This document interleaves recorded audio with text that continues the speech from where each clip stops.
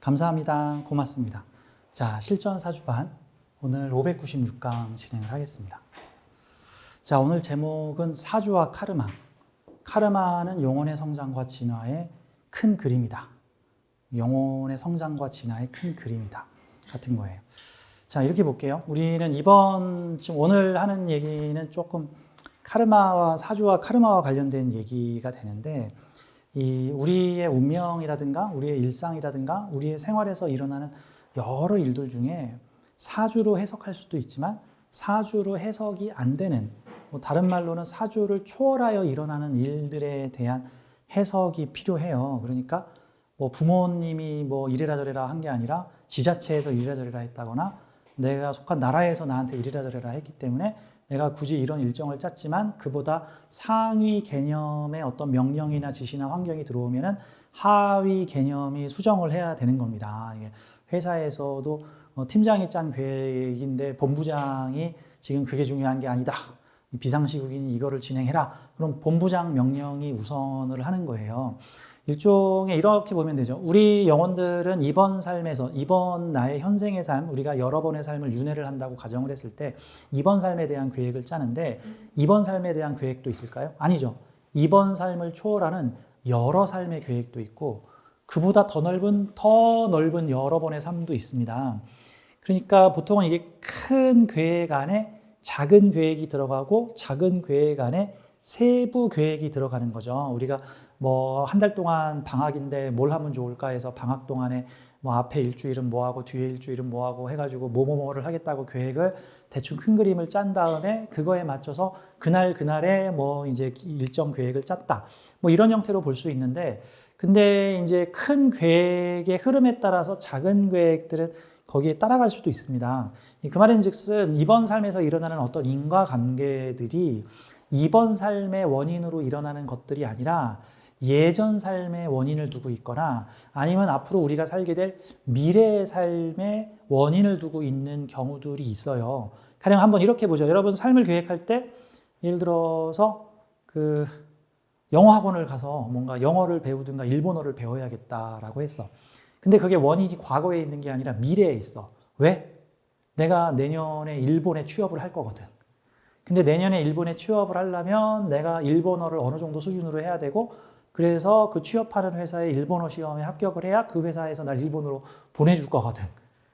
그거는 원인이 과거에 있는 거야? 미래에 있는 거죠. 그런 형태가 되는 거죠. 그러니까 내가 이번 삶에서 어떤 괴로움과 난관을 겪었어. 근데 그 괴로움과 난관이 모두 다 나의 예전 삶이나 과거 삶이나 나의 어릴 때나 내 부모 탓이거나 그런 거에 원인을 두고 있을까? 그러지 않을 수도 있어. 예를 들어서 내가 미래에 겪게 될 좀 큰 사건을 미리 대비하고 훈련하고 경각심을 갖게 하기 위해서 어느 정도 내가 감당할 수 있는 정도의 작은 사건으로 나에게 먼저 일으킬 수도 있어. 또는 내가 미래에 하게 되는 일의 동기부여를 위해서 내가 미래에 아픈 사람을 돌보는 일을 할 거기 때문에 내가 어렸을 때 아파보는 경험을 할 수도 있고, 내가 미래에 어떤 어렵고 힘든 사람들을 돕는 일을 하려면 그 사람들의 마음을 이해하기 위해서 내가 지금 어렵고 힘든 일을 경험할 수도 있어. 보면은 개인회생하는 사무실들 있죠? 변호사 사무실. 그 개인회생 사무실에 변호사 밑에 실장들이 여러 명 있어요. 그 실장들이 다 20-30명 정도의 사람들을 관리하고 있어. 실제 변호사가 하는 일은 거의 없고 그 밑에 있는 일종의 사무장, 실장 이런 사람들이 개인회생 신청자들을 돕는 일을 하거든요. 근데 이제 좀 비용 비싸게 받더라고. 그러니까 막 150만 원, 180만 원, 보통 좀 싸게 받는 데가 130만 원, 비싸게 받는데 200만 원. 그 돈을 받아. 지금 돈이 없어가지고 개인회생을 하게 생겼는데 개인회생 하려고 그래도 한 200만 원 있어야 돼. 참 아이러니한 상황이죠.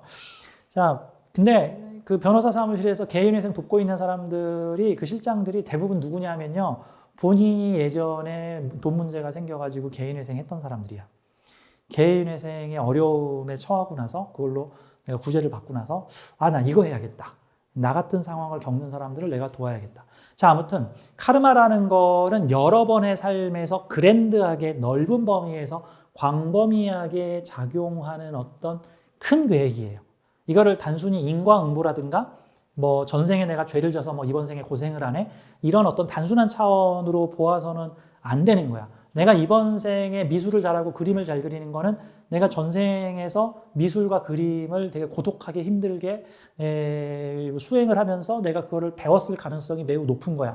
그때 당시에는 빛을 보지 못했을 가능성도 있어. 하지만 이번 삶에서는 어릴 때부터 재능이 발현돼가지고 일찍부터 대회 나가서 상 타고 일찍부터 그 분야에 남들보다 한 3분의 1을 공부했는데도 남들보다 3배나 잘할 수도 있어. 그거는 모두 이유 없이 벌어진 게 아니야. 내가 그런 과정을 거쳤기 때문이야. 내가 이번 생에서 작가로 성공을 했어. 근데 나는 다른 사람들보다 상당히 수월하게 한 20대 중반에 마치 세상 다 산 사람, 다 산 여자처럼 뭔가 그 글을 썼어. 그 한 5, 6년 전에 동백꽃 필 무렵이라고 하는 드라마가 있는데 그 동백꽃 필 무렵은 되게 억척스러운 삶을 살고 있는 동백이와 그 주변에서 벌어지는 인생 성장기의 얘기를 다루고 있고 당시에 되게 인기도 끌었고 상도 탔던 작가상, 작품상도 탔던 작품인데 근데 그 동백꽃 필 무렵에 그 글을 쓴 작가가 그 당시 30대 초반의 무명 여성이었어. 전혀 글을 쓴 적이 없는. 게다가 자기 이름도 가명으로 돌리고 언론 방송에 일체 얼굴도 안 비춰서 그 예술상 받을 적에 작가가 안 나와가지고 PD가 대신 상을 타가지고 대리 전달을 했어. 왜? 나를 드러내지 않을 거야. 혹시 내 이름과 얼굴이 알려지면 나 잠수 탈 거야. 다른 이름으로 다시 활동할 거야. 이런 형태죠. 그런 사람들은 우리가 보통 천재라 그러는데 그 천재가 그냥 생긴 게 아니야. 그 사람은 그 전생에서 수많은 삶을 그죠? 작가 초년생, 작가 지망생, 수많은 좌절, 수많은 어려움 등을 거쳐서 내공을 쌓아가지고 이번 삶에서 일찍 그 재능을 발현했다라는 관점으로 볼 수 있죠. 카르마는 긍정적으로 발현될 수도 있고 부정적으로 발현될 수도 있어요. 내가 물려받은 재능이라든가 영감이라든가 나의 인품이라든가 성품이라든가 이런 것들도 다 카르마의 영향, 카르마가 누적돼서 내가 이번 생에 빛을 보고 있는 거고 또 내가 지금 겪고 있는 좀 불행한 상황이라든가 어렵고 힘든 상황들도 그럴 수도 있어. 또한 그 원인이 과거일 수도 있고 다시 한번 말하지만 미래일 수도 있어. 그런 느낌으로 봐야 되는 거예요. 그래서 오늘은 사주와 카르마에 대한 얘기를 합니다. 우리가 운명 공부를 하는 데 있어서 카르마를 빼놓고 운명 공부를 하는 거는 한 3분의 1 정도만 배우는 것 같은 느낌이에요. 한 3분의 2 정도를 이해할 수 없는 일들이 나타날 수 있다고 봐. 그러니까 우리가 사주는 완벽하고 완전 무결한 학문이다라는 식으로 보지 말고 사주도 장점이 있고 단점이 있고 그러면 사주로 볼 수 없는 거는 다른 영향적 요소를 넣어가지고 좀 봐야 되지 않겠느냐 저는 그런 관점으로 봐요. 자, 제가 이 사주를 보다 보면은 한 열에 2-3명 정도에서 한 열에 한 2명 정도에서 만나는 케이스가 뭔가 사주로 설명되지 않는 그런 어떤 대표적인 게 질병 관련 부분이에요. 그러니까 태생적으로 어렸을 때 몸이 허약하다라든가 어렸을 때 어떤 질병이 있는데 병원에 가도 변명이 안 나오는데 내가 뭐만 하려 그러면은 몸이 안 움직이거나 그런 일을 할 수 없는 상황이 벌어지더라. 또는 일정한 질병이라고 할 수 없는 현상들이 있어. 회사에서 조금만 열심히 하려 그러면 갑자기 온몸이 아프고 두통이 나타나면서 일을 할 수 없는 상황들을 겪게 되는 경우들.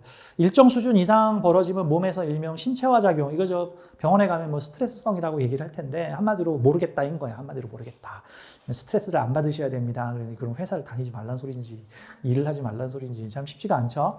자, 이제 여러 가지 원인들, 특히 어릴 때 장애를 겪거나 내가 특별히 좋은 일을 한 것도 아니고 나쁜 일을 한 것도 아니고 내가 벌 받을 일을 한 것도 아닌데 교통사고를 당해서 몸을 못 쓰고 태어났는데 눈을 못 쓰고 무슨 선천적 유전적 질병이 있어서 다리를 잘 못 쓰고 뼈가 톡 치면 부러지고 여러 가지 증상들이 생길 수가 있는데 그래서 그런 요소들의 원인이 뭔가 왜 내가 이런 일을 겪어야 하는가 억울하죠. 그래서 사주를 배우시는 분들도 많고 또 사주 상담가나 명리가를 찾아다니는 경우 또 무속인을 찾아가는 경우들도 많아. 무속인들이 그런 분 보면 되게 좋아해.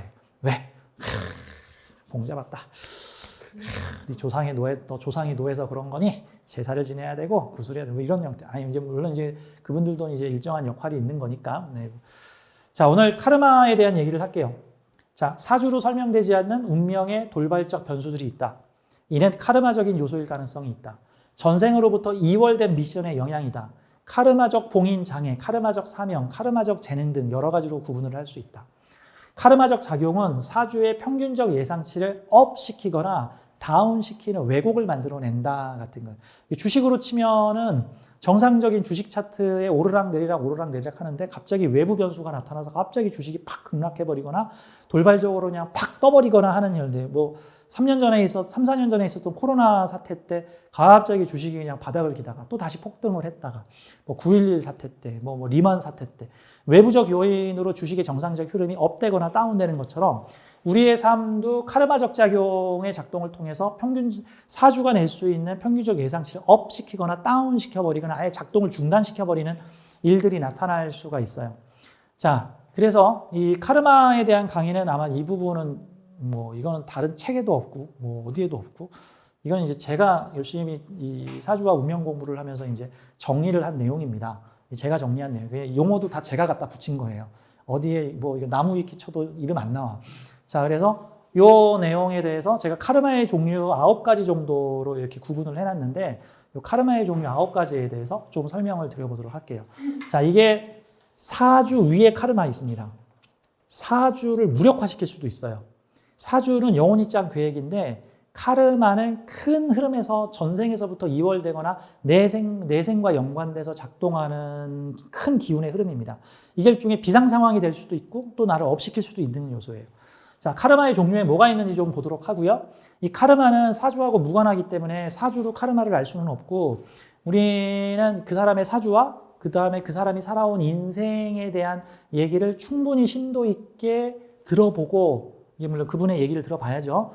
그 사람의 살아온 얘기를 충분히 들어보고 그 삶에서 일어나는 어떤 카르마적 특징을 짚어서 그 카르마적 특징이 단기적으로 끝날 건지 앞으로도 계속될 건지의 영향을 보면서 종합적으로 운명 관찰을 좀 해야 될 필요가 있다고 생각해요. 자, 우선 카르마의 종류를 좀 설명을 드려보도록 하죠. 첫 번째, 재능 발전형 카르마. 두 번째, 반복 루프형 카르마. 세 번째, 눌림목형 카르마. 네 번째, 활동 제한 카르마. 다섯 번째, 입장 바꾸기형 카르마. 여섯 번째, 다양성 경험 카르마. 일곱 번째, 경험 회피형 카르마. 여덟 번째, 원한 반복 카르마. 이거 무서워요. 원한 반복 카르마. 아, 나는 우리 아버지가 너무 미워요. 왜 그런지 모르겠는데 나 아버지가 너무 미워요. 이 사람들은 원한 반복 카르마 걸린 거예요. 그 카르마에서 벗어나는 방법은 죽기 전에 아버지를 용서해야 됩니다.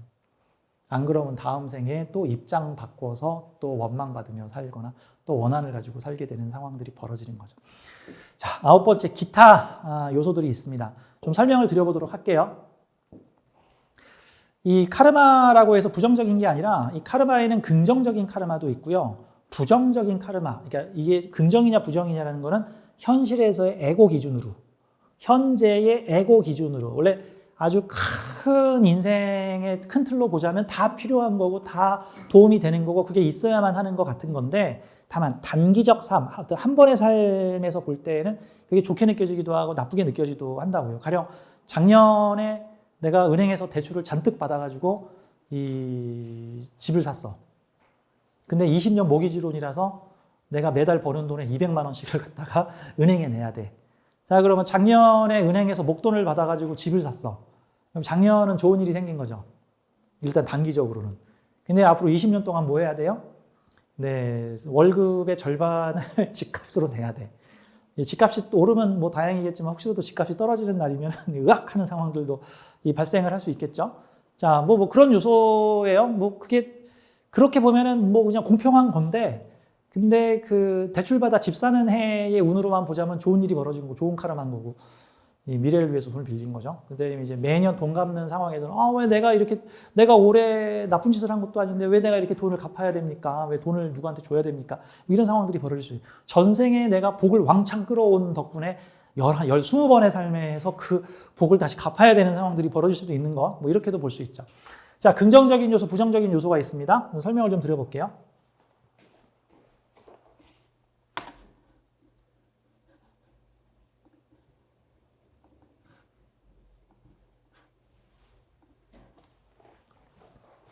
자, 우선 재능 발전형 카르마.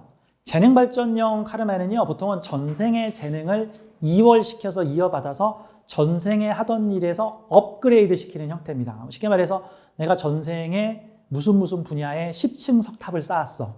그랬더니 이번 생에서 쉽게 10층 석탑을 바로 찾은 다음에 이번 생에서 돌멩이 하나만 더 얹었더니 11층 석탑. 돌멩이를 2개 얹었더니 12층 석탑. 쉽게 말해서 1층부터 시작한 게 아니라 난 그냥 10층부터 시작하는 거야. 그러니까 미술을 좀 늦은 나이에 시작했는데 남들보다 훨씬 그림을 잘 그리는 내공을 갖게 되더라.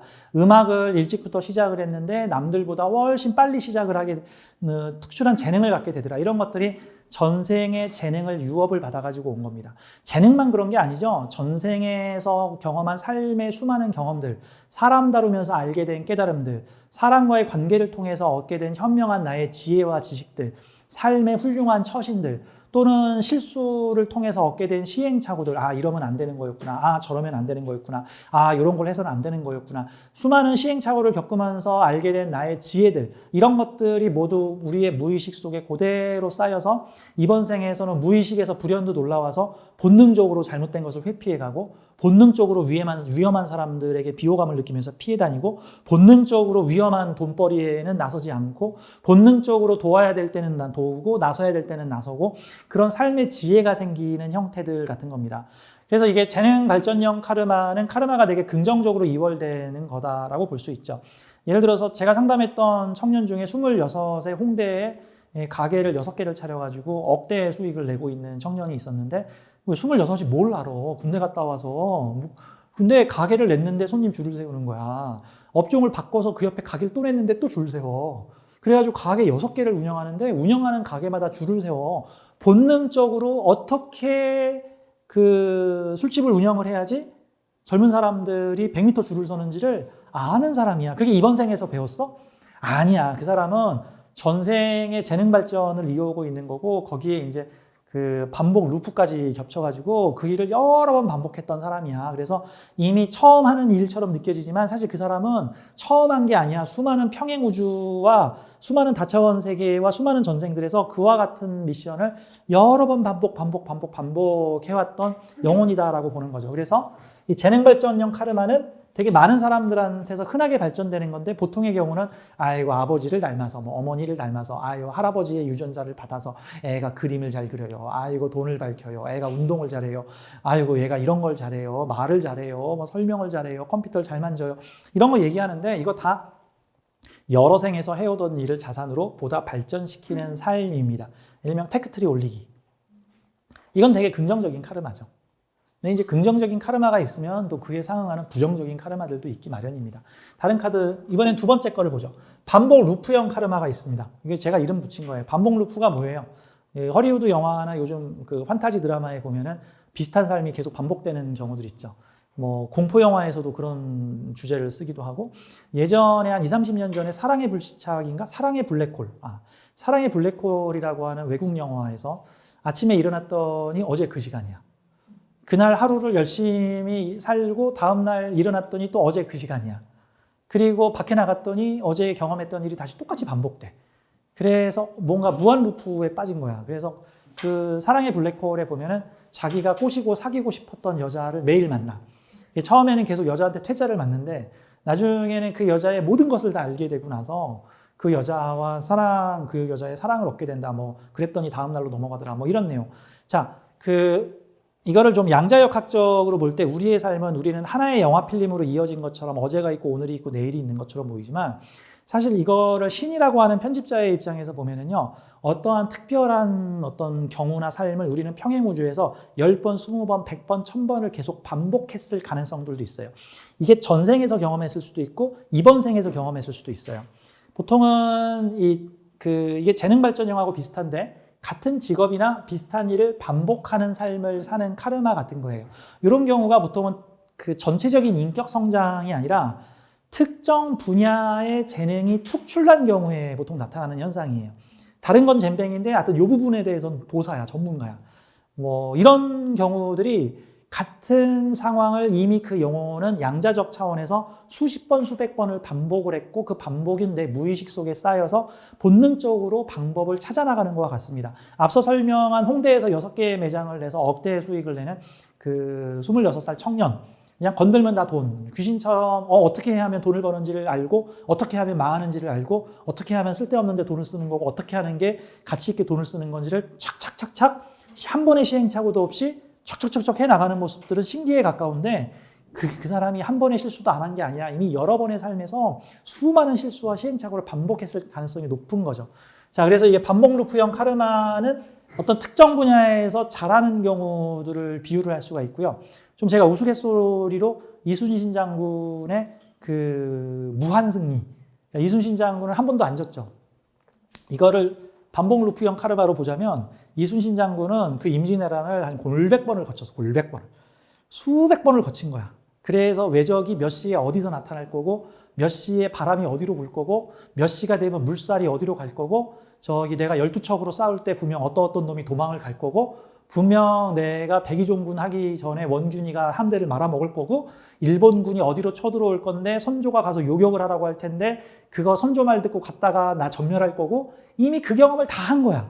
그래서 우리가 알고 있는 세계의 이순신 장군은 그런 시행착오를 다 거치고 23전 23승의 전승의 기록을 내는 신화 같은 존재가 됐는데 그 삶이 한 번이 아닐 거라는 얘기예요. 그 다음에 윤회의 원리에 보면은 제가 아까 전에 봤던 동영상에도 나오죠. 이 세상을 살고 있는 모든 사람이 바로 나다. 시간차로 환생을 한 또 다른 나다라는 개념이죠. 자, A와 B가 전쟁을 벌였는데 A가 B의 수법과 방식을 속속들이 알고 이 B를 물리치잖아요. A가. 이 A는 누굴까요? A의 전생이 누굴까요? A의 전생이 B야. 이 B는 자신의 내세랑 싸운 거야. 내세. 다시 태어난 나랑 싸운 거야. 입장 바꿔서. A는 B의 전법을 모두 간파해. 왜 그럴 수 있을까? 내가 전생의 얘였기 때문에. 어떤 경찰관이 아주 뛰어난 촉감과 영감과 논리적 지성을 통해서 범죄자의 행태를 딱 파악하고 미리 가서 범죄를 저지를 곳에 탁 가서 그놈을 탁 잡아. 그리고 그 사람이 숨긴 뭐 증거도 다 찾아내. 너 그럴 줄 알았어. 네가 뛰어봐야 벼룩이지. 너 여기다 숨겼지? 하고 탁탁 증거도 잡아내. 그렇게 해서 범인을 잘 잡아. 그 경찰관의 전생은 누굴까? 그 범죄자들이에요. 그 범죄자들. 내가 범죄자로 살았기 때문에 그 범죄자로 살았던 그 삶이 모두 내 무의식 속에 들어있는 거야. 그래서 나는 그 범죄자가 무슨 짓을 할지 다 아는 거야. 이거 뛰어난 공감 능력이죠. 상대 간파 능력과 공감 능력은 내가 상대의 삶을 살았을 때 나타나는 겁니다. 가난한 사람을 보고 동정심을 느끼고 아우 저 사람 정말 힘들겠다. 저 사람 괴로울 텐데 내가 저 사람한테 분명 지금 뭐가 필요할 거야. 내가 가서 그거 도와줘야겠다. 그거는요 내가 그 삶을 살아봤기 때문에 느끼는 겁니다. 그래서 사람의 인격이 성숙되려면은요, 가난한 사람, 부자, 권력자, 권력에 피해를 당한 사람, 권력을 뭐 바로잡는 사람, 이런 경험을 다 해야 돼. 쉽게 말해서 세종대왕이 완성되려면은요, 어떤 영혼이 세종대왕의 삶을 만들어내려면 우선 세종대왕한테 필요한 게 뭐죠? 뛰어난 정치력, 그 다음에 신하들 다루는 능력, 그 다음에 국방 능력, 백성들의 마음을 헤아리는 능력, 농사 잘 짓게 하는 능력, 그 다음에 한글 만들어야 되니까 똑똑해야 되죠. 언어학에서도 좀 조예가 있어야 되죠. 그러면은 이 세종대왕의 삶을 하나 만들려면은 그 영혼은 어떤 삶을 살아야 되냐면 우선 북방의 오랑캐들한테 몰살당하거나 전쟁의 참화를 입는 삶을 살아야 돼. 그래야지 국경을 잘 지켜야 되겠구나. 국경에 있는 백성들이 힘들겠구나. 이건 알아요. 그 다음에 또 장군의 삶을 살아야 돼. 북방에서 근무를 하는 장수의 삶을 통해서 장수들은 이런 생각을 가지겠구나. 그 사람들을 이렇게 해줘야 되겠구나. 이 마음을 내가 알 수가 있어. 그 다음에 학자의 삶을 살아야 돼. 그래야 한글도 만들고 학자들을 다스릴 수가 있어. 너 지금 무슨 생각, 너 신숙주 무슨 생각하고 있지? 요거 이런 식으로 바꿔와. 내가 전생에 신숙주였기 때문에 가능한 거야. 그 다음에 또 뭐가 있을까? 뭐 천문학이라든가 과학이라든가 이런 일들도 다 해야 돼. 쉽게 말해서 그 장영실이 전생이었을 가능성도 있겠죠. 또는 또 세종대왕의 후생이 장영실일 가능성도 있고. 자, 그러면서 그 세종대왕 밑에 있는 수많은 신하들의 삶도 다 살아봐야 돼. 그 삶을 살아야 저 신하들이 어떤 생각을 하는지 내가 그 신하들의 머리 꼭대기에 앉을 수가 있어. 그래서 그 신하들을 다스릴 수 있어. 저 신하들이 수많은 반대를 할 텐데 전하 그러시면 안 되옵니다. 한글 그딴 거 만드시면 안 됩니다. 천합니다. 하지만 그들을 공략을 해서 안 된다. 만들어야 된다라고 할 수가 있어. 쉽게 말해서 불쌍하게 죽은 백성의 삶도 살아야 되고 굶어 죽은 백성의 삶도 살아야 되고 북방을 지킨 장군의 삶도 살아야 되고 수많은 중상모략을 하는 간신 또는 충신의 신하의 삶도 살아야 되고 다양한 분야의 학자의 삶의 테크트리도 쌓아야 돼. 그거 다 쌓아서 그거 결합시킨 게 세종대왕이에요. 한 번의 삶에서 나오는 게 아니야. 한 번의 삶에서 나오는 게 아니죠. 자, 아무튼 이 재능 발전이나 반복 루프형 카르마는 그 사람이 어떤 분야에 대한 천부적인 재능이나 적성을 가지고 있을 때 나타날 수 있습니다. 그렇게 치면 아유 나는 그런 재능 없으니까 나는 버렸네 하지 마세요. 이번 삶을 열심히 살아야 또 그런 삶들이 쌓여 갑니다. 내가 다음에 태어났을 때 그 분야를 되게 잘할 수가 있겠죠. 자,